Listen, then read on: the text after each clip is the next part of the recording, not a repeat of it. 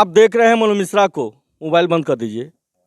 आप देख रहे हैं मनोज मिश्रा को जो निरंतर क्षेत्र में बना रहता है, यह दिखाने के लिए कि गोरखपुर जिला में चिल्लूपार क्षेत्र में कैसे कैसे लोग आगमन कर रहे हैं, किस तरह के आगमन कर रहे हैं, जो मैं दिखाने जा रहा हूं। नेवाइज पार जो गोला तहसील में पड़ता है, मोबाइल पकड़िएगा, गोला तहसील में पड़ता है कि जहां मैं दिखाने जा रहा हूं नेवाइज पार का दृश्य, कि जहां जहां पर यह लोग पहुंच रहे हैं, आनंद दुबे जी से मुलाकात हो रही है। यह लोग इच्छुक हो रहे हैं उन दुबे जी के यहाँ पहुंचने के लिए कि भाई इनका दायित्व तो क्या है, इनका रहन सहन क्या है, इनका सामाजिक तौर क्या है। हर कोई चाहता है आनंद दुबे से मिलना, कि इनका रवैया क्या है, इनका चाल ढंग क्या है, बोली व्यवहार कैसा है। उसी बीच में यहाँ पे जो सर्वेश पांडे जी आजकल सोशल नेटवर्क पे छाए हुए हैं, सोशल मीडिया में छाए हुए हैं, मैं इनसे पूछूंगा कि भाई आप जो है इनका नाम सुनते हुए या काम देखते हुए या लोगों के द्वारा जानने के बाद आनंद दुबे से मिलने आए हैं, जो कि यह पावन धरती जो मानी जाती है चिल्लूपार, एक हृदय माना जाता है गोरखपुर जिला का, वहाँ पर आपको पहुँच करके कैसा महसूस हो रहा है? सर अपना नाम अपने से ही बताएंगे तो बेहतर रहेगा। मेरा नाम सर्वेश पांडे है और सौर आर्मी का मैं राष्ट्रीय अध्यक्ष हूँ। जी सर यह बताइए, चिल्लूपार के धरातल पर जब आप यहाँ मौजूद हैं, आनंद दुबे के बारे में जानते हुए, तो आपको कैसा महसूस हो रहा है? देखिए, आनंद दुबे जी से मेरा पुराना संबंध है जी। और कोई पहली बार ये नाम मैंने नहीं सुना है। हम लोगों का व्यक्तिगत संबंध है, बातचीत होती रहती है हम लोगों की। और मेरा कार्यक्रम था यहाँ शाहजनवा में, हम गोरखपुर की तरफ आए थे, तो हमने सोचा भाई से मिलते हुए फिर यहाँ से निकले। जी आप यह बताइए, ब्राह्मण समाज के जो हृदय में दिलों पर राज करते हैं, जगह जगह पहुँचे रहते हैं, चाहे किसी तरह का भी मैटर हुआ या बवाल हुआ, उसमें आप क्या कहना चाहेंगे, जो एक ऊर्जा भरने का काम करते हैं? नहीं, देखिए है क्या कि हम लोग अपने समाज के लिए संकल्पित हैं और समाज का जहां पसीना गिरेगा, सर्वेश पांडे का वहां पर खून गिरेगा, ये मेरी सोच है। और इसी सोच के साथ मैं समाज की लड़ाई में हर जगह मजबूती से खड़ा रहता हूं। जी। क्या जानने के बाद खड़े रहते हैं कि आपको शुरू से ही हृदय में लगाव है ब्राह्मणों के प्रति? नहीं, देखिए पूरे सवर्ण समाज के लिए हम लोग लड़ रहे हैं। ब्राह्मण, क्षत्रिय, वैश्य, भूमिहार समाज के लोग आते हैं, ठीक है।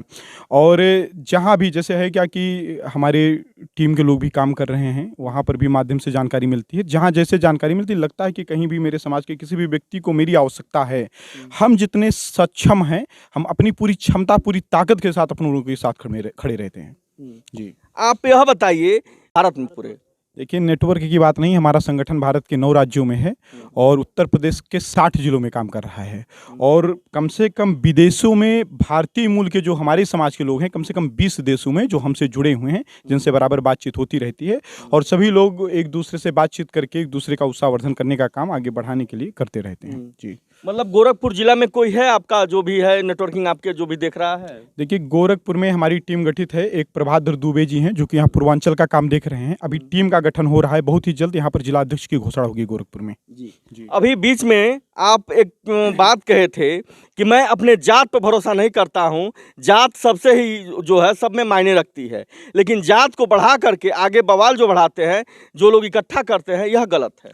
नहीं, आपने गलत सुना मेरी बात को। मैंने ये नहीं कहा कि मैं अपने जात पर भरोसा नहीं करता, तो मुझे मेरे जात पर ही भरोसा है और अपने जात के भरोसे ही मैं लड़ाई लड़ रहा हूँ। मैं जातवाद पर भरोसा नहीं करता हूँ, मैं जातवाद पर भरोसा नहीं करता हूँ और उन सभी का मैं विरोधी हूँ जो लोग जातवाद करते हैं। जी। मैं ये क्यों कहा हूँ, क्योंकि ये कोई ना कह सके कि यह मनोज मिश्रा ब्राह्मण है, इसके नाते पक्ष ले रहा है, वह चीज़ आपने कही है। देखिए, मैं आपको बता दूं मिश्रा जी, ना हम पक्ष की बात करते हैं, ना हम विपक्ष की बात करते हैं, हम निष्पक्ष बात करते हैं और निष्पक्ष बात हमेशा करेंगे। जी। और भी कुछ बताना चाहेंगे अपने समाज के बारे में? कुछ नहीं, बस समाज को जोड़ने के लिए और जगाने के लिए निकले हैं। और जब तक ये समाज जुड़ नहीं जाएगा, जग नहीं जाएगा, तब तक ऐसे संघर्ष करते रहेंगे। अच्छा, यह बताइए, आप सोशल नेटवर्किंग पे जुड़े हुए हैं तो मुश्किलें तो बहुत आई होंगी, तमाम तरह की बातें आती हैं, क्योंकि मैं भी पत्रकार उस क्षेत्र में घूमता हूँ, तरह तरह की बातें होती हैं।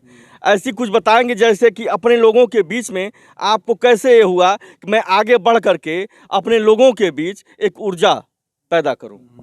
देखिए, एक बात मैं आपको और बताऊं, है क्या कि लगातार हर जगह सोशल मीडिया के माध्यम से और तमाम चीज़ों के माध्यम से हमारे समाज को टारगेट करने का काम किया जा रहा है, लगातार कई सालों से किया जा रहा है, ठीक है।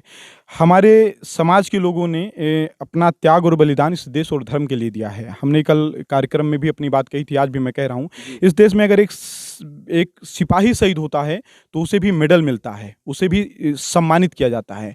हमारे बाप दादा, हमारी पीढ़ी दर पीढ़ी शहीद हो गई इस देश के लिए। आज़ादी की पहली गोली मंगल पांडे ने चलाई थी, ठीक है।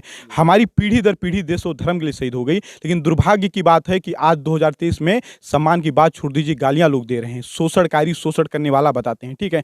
तो ये जो एक जा रहा है, जो झूठ फैलाया जा रहा है, उस झूठ का खंडन करने के लिए हम लोग मजबूती से खड़े हैं और अपने समाज को जगाने और जोड़ने का काम कर रहे हैं। एक बात फिर मैं बता रहा हूँ, हम संगठित इसलिए नहीं हो रहे हैं कि हम किसी के ऊपर अत्याचार करेंगे, हम संगठित इसलिए हो रहे हैं कि कोई हमारे ऊपर अत्याचार ना कर पाए। आपसे मैं एक चीज़ और सवाल पूछना चाहता हूँ, जो भी चुनाव में खड़ा हो रहा है वो जातिवाद करके वोट इकट्ठा कर रहा है, क्या आपको इससे कष्ट होता है कि नहीं होता? देखिए, चुनाव जो है, देखिए राजनीति जो है, भारत में लोकतंत्र है, ठीक है। लोकतंत्र मतलब जनता का तंत्र। लेकिन ये दुर्भाग्य है कि इस देश की सरकारों ने, इस देश की कुछ पार्टियों ने, इस देश के कुछ नेताओं ने लोकतंत्र को जाति का तंत्र बना करके रख दिया है, ठीक है। आप अपने जात पर गर्व करते हैं, अपने जात के लिए काम करते हैं, बहुत अच्छी बात है और सभी को अपने जात के लिए करना चाहिए, सभी को करना चाहिए, चाहे वो दलित हो, चाहे ओबीसी हो, चाहे सवर्ण समाज के लोग हों, ब्राह्मण समाज, कोई भी हो, अपने जात के लिए करना चाहिए, ठीक है। लेकिन राजनीति जात पर नहीं होनी चाहिए, राजनीति विकास पर होनी चाहिए। अगर कोई राजनीति करने आ रहा है तो खड़ंजे को लेकर के, रोजगार को लेकर के, शिक्षा को लेकर के, गरीबी को लेकर के, इसको लेकर के राजनीति में आए और इसके विकास को लेकर के काम करे, जात को लेकर के राजनीति ना करे। अच्छा, ये बताइए कि जो चंद्रशेखर आज़ाद हैं, बार बार ये टारगेट करते हैं, आप भी वीडियो उनकी देखते होंगे, तो कैसा आपको महसूस होता है? देखिए, चंद्रशेखर महामूर्ख टाइप के आदमी हैं, उनके टारगेट करने से कुछ नहीं होने वाला। एक बात मैं आपको और बता दूं कि जैसे हमने सौरों का संगठन बनाया, सौर आर्मी इसका नाम है, उन्होंने दलितों का संगठन बनाया, उनका भीम आर्मी नाम है, ठीक है। हम सौरों का संगठन बनाए हैं तो सौरों के हक अधिकार की लड़ाई लड़ने के लिए बनाए हैं, ठीक है। लेकिन अधिकतर जितने दलित संगठन हैं या जिन लोगों ने दलित संगठन बनाए हैं, ये लोग कभी दलितों की गरीबी पर काम नहीं करते, दलितों की अशिक्षा पर काम नहीं करते, दलितों की भुखमरी पर काम नहीं करते। ये संगठन बनाने के बाद शुद्ध रूप से सौरों और ब्राह्मणों को गाली देने का काम करते हैं, ये ठीक है। लेकिन अधिकतर जितने दलित संगठन हैं या जिन लोगों ने दलित संगठन बनाए हैं, ये लोग कभी दलितों की गरीबी पर काम नहीं करते, दलितों की अशिक्षा पर काम नहीं करते, दलितों की भुखमरी पर काम नहीं करते। ये संगठन बनाने के बाद शुद्ध रूप से सौरों और ब्राह्मणों को गाली देने का काम करते हैं। ये कभी उनके हित और अधिकार की बात करते ही नहीं है, ठीक है। तो उनमें और हमें बहुत अंतर है। और एक बात मैं स्पष्ट कर रहा हूं, हम किसी दलित के विरोधी नहीं हैं, हम किसी दलित के विरोधी नहीं हैं, हम उस व्यक्ति के विरोधी हैं जो हमारे विरोधी हैं, और जो हमारा विरोध करेगा उसको हमारा विरोध झेलना पड़ेगा। जी, मैं ये भी पूछना चाहता हूँ, जो युवाओं को यह लोग भड़काने का काम करते हैं, जब आप क्षेत्र में निकलते होंगे अपने लोगों के साथ, तो आपको कैसा महसूस होता है? जो युवा पीढ़ी है वो भटक रही है ऐसे ऐसे लोगों के पीछे, आपका इसमें क्या कहना है? जी, देखिए, भारत एक युवा देश है और यहाँ के युवाओं को खुद सोचना चाहिए। मैं आपको एक बात और बता दूं, चंद दलित नेताओं ने पूरे जो उनके लिए व्यवस्थाएं और सुविधाएं सब पर कब्जा कर रखा उन्होंने, ठीक है। डॉक्टर का लड़का ही डॉक्टर बनना है, मास्टर का लड़का ही मास्टर रिजर्वेशन से बनना है। आप बताइए, जो खेत में मजदूरी कर रहा है, 250 रुपये प्रतिदिन कमा रहा है, उसके पास इतना पैसा कहाँ है कि वो दिल्ली के मुखर्जी नगर में जाकर के तैयारी करेगा। जो मजदूरी कर रहा है, लेबर का काम कर रहा है, उसके पास इतना कहाँ पैसा है कि वो इलाहाबाद में जाकर के तैयारी करेगा। जो मजदूरी कर रहा है उसके पास इतना पैसा कहाँ है कि किसी आरक्षित विधानसभा से वो चुनाव की तैयारी करेगा, ठीक है। विधायक का लड़का ही बार बार उस आरक्षित सीट से विधायक बनना है। यहाँ गांव में पंचायतों में जो एक बार प्रधान बन जा रहा है आरक्षित कोटे से, उसी के खानदान का 10-10 पीढ़ी तक लोग प्रधान बन रहे हैं। समझ रहे हैं मेरी बात को? ये जितने भी लोग हैं, ये सिर्फ और सिर्फ अपने स्वार्थ के लिए गरीब दलितों को सौरों के खिलाफ भड़काने का काम करते हैं। एक बात मैं आपको बताना चाहता हूं, जब भारत और पाकिस्तान का बंटवारा हुआ तो पाकिस्तान में 23% दलित हिंदू थे।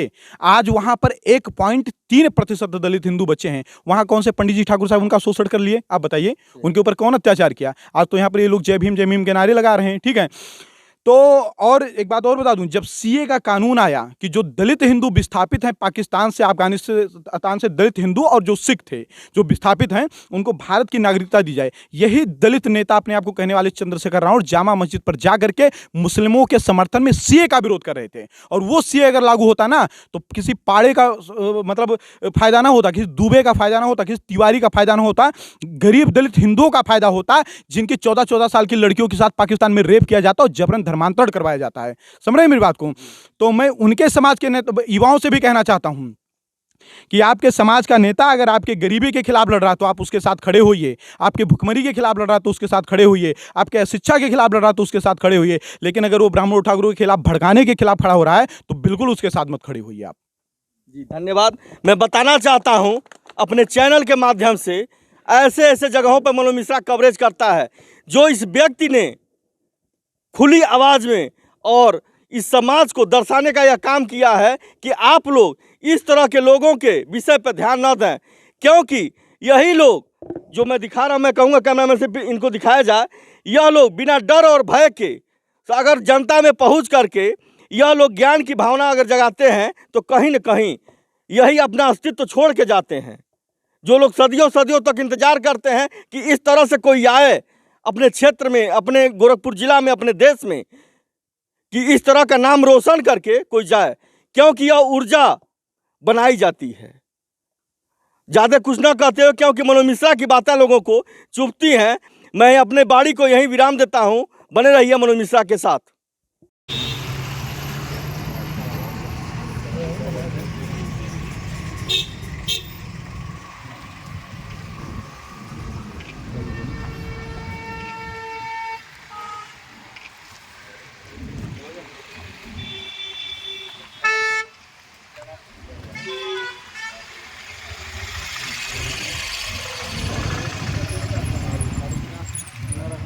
पांडे जी इधर देखिए।